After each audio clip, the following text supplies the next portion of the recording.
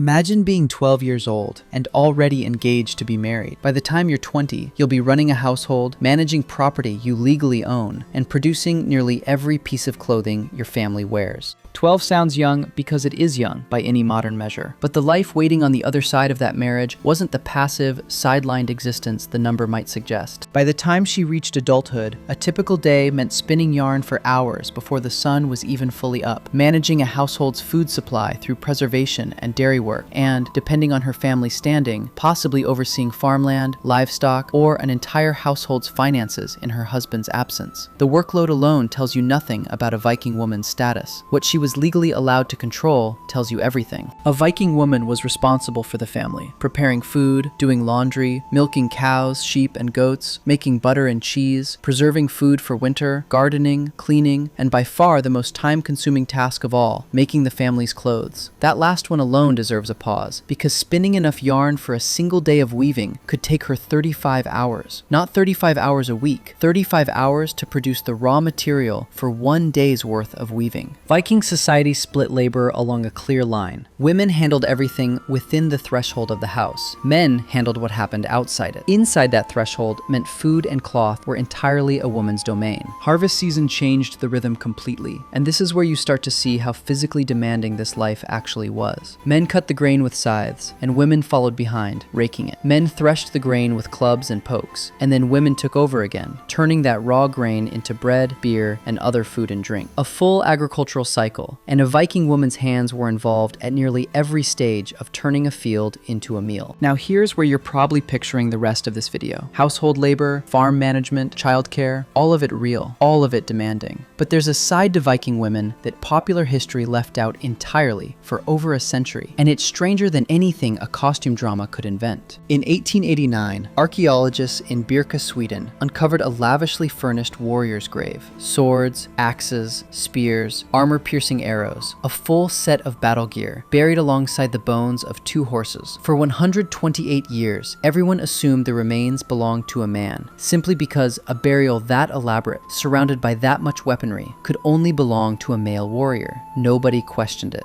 Then, in 2017, DNA analysis proved otherwise. The warrior engraved BJ581 was a woman, not a symbolic burial, not an heirloom collection buried alongside her for status reasons. Isotope analysis of her bones suggested she'd lived an itinerant, well-traveled life before eventually settling in Birka, consistent with the life of an actual professional warrior, not a farmer's wife laid to rest with someone else's gear. And she isn't alone. Similar weapon burials of women have since surfaced across Norway and Denmark, cases researchers had been quietly explaining away for decades. The finding is still debated. Some archaeologists argue the weapons could have been heirlooms or symbolic status markers, rather than proof she fought herself. But the researchers behind the DNA study raised an uncomfortable point of their own. Nobody ever demands that level of proof from a male warrior's grave. The armor and blades are simply taken at face value. It's only when the skeleton turns out to be female that the same evidence suddenly needs a different explanation. So, the woman spinning yarn for 35 hours and the woman buried with a sword and 2 horses may have been living in the very same society at the very same time, occupying 2 versions of Viking womanhood that popular imagination rarely holds side by side. But not every Viking girl made it to adulthood at all, and this is where the history gets genuinely uncomfortable and genuinely disputed. Archaeologists have found something strange in the burial record across parts of Viking Age Scandinavia. Adult female graves showing up at ratios as skewed as 9 men buried for every 1 woman. Some historians have argued that gap points to selective female infanticide, the deliberate exposure of unwanted infant girls, a practice they say is echoed in old Icelandic sagas describing fathers with the accepted right to reject a newborn a wife presented to him. So which is it? Historians are still fighting about that exact question, actively, in academic journals as recently as this year. What's not in dispute is that raising a daughter and raising a son in Viking Age Scandinavia may not have started on equal footing, even before either of them was old enough to spin a single thread of wool or lift a single sword. Marriage itself came with its own uncomfortable asymmetry, and this is where Viking society stops looking progressive and starts looking a lot more familiar. A Viking husband could openly keep concubines, known as frillas, women who lived lived in the same household as his wife, and any children from those relationships were considered legitimate. Chieftains and kings sometimes kept multiple wives entirely. A wife, meanwhile, was expected to remain completely faithful, and the consequences for her if she didn't were severe. In some regions, a husband who caught his wife with another man could legally kill them both. But the door wasn't completely one way. If a husband's infidelity became repeated or public enough to embarrass the household, a wife could use it as legal grounds for divorce. And divorce, once granted, entitled her to significant compensation, enough to actually support herself afterward, not just a symbolic split. It wasn't equality, but it wasn't total powerlessness either. And that gap between the two is where most of Viking marriage actually lived. And when a husband left, whether for trade, a raid, or simply to be away for an extended period, the household didn't pause and wait for him to return. Women often took full control of the farm in his absence, running it as an independent operation, with full legal authority over the domestic sphere while he was gone. In a culture built around long voyages and extended raiding seasons, that could mean months at a time running an entire household alone. Status mattered too, and it changed what a day actually looked like. A wealthy woman of higher social rank, a jarl's wife, would have had servants and thralls carrying out the physical labor, while she managed the household's finances and property herself. Compare that to a female thrall, who had no such authority, only the labor itself, with no ownership over anything, including her own time. Same title, woman's work, completely different daily reality, depending on where you stood in Viking society. By the time the sun set, a Viking woman had spun yarn, cooked and preserved food, milked animals, possibly managed farm finances or an entire property, cared for children, and kept a household's clothing supply from running out, all inside a single day, all considered simply the expected shape of her life. And, depending on which woman you were, and which century, and which grave archaeologists eventually dig up, that same day might have ended with a spindle in her hand or a sword.